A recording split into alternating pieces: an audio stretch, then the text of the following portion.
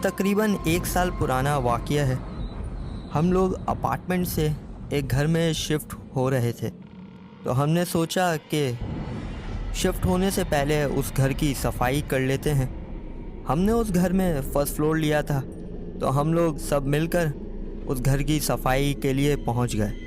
तो उसी दिन ग्राउंड फ्लोर पर भी एक और फैमिली शिफ्ट हो रही थी, तो हम लोगों ने उस घर की सफाई करना शुरू की।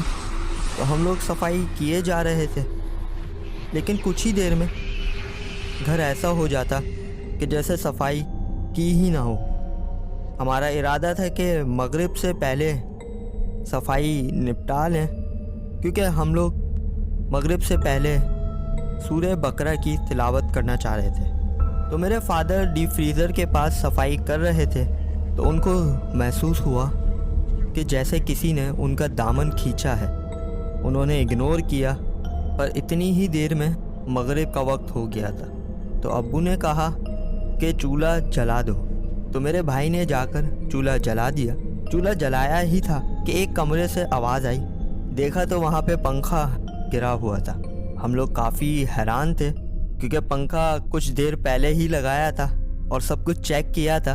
तो हम लोगों ने उसको इग्नोर किया, और मगरिब का क्योंकि टाइम हो गया था, तो जैसे हमारा इरादा था कि सूरह बकरा की तिलावत करेंगे, तो हम सब एक साथ बैठ के सूरह बकरा की तिलावत करने लगे।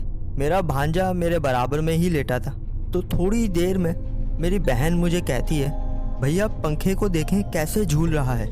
मैं जैसे ही पंखे को देखता हूँ, मैंने फ़ौरन से अपने भांजे पे छलांग मारी और पंखा हमारे ऊपर गिर गया। मुझे इतनी चोट नहीं आई, पर मेरा भांजा काफ़ी ज़ख्मी हो गया।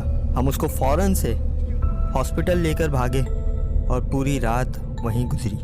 जब सुबह हम वापस आए तो देखते हैं कि हमारे ग्राउंड फ्लोर वाले जो हमारे साथ ही शिफ्ट हुए थे, वो घर के बाहर बैठे हैं। हमने जाके पूछा कि क्या हुआ, तो वो कहते हैं कि तुम लोगों ने हमें सोने ही नहीं दिया, पूरी रात शोर मचाते रहे हो।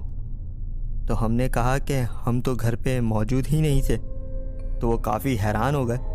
तो उन्होंने कहा कि पूरी रात ऐसी आवाज़ें आती रही हैं जैसे कोई दीवार में कुछ ठोक रहा हो, कभी फर्नीचर इधर से उधर कर रहा हो, कभी कोई चीज़ धड़ाम से नीचे फेंक रहा हो। उन्होंने कहा कि हमारे साथ कुछ वाक़यात भी पेश आए।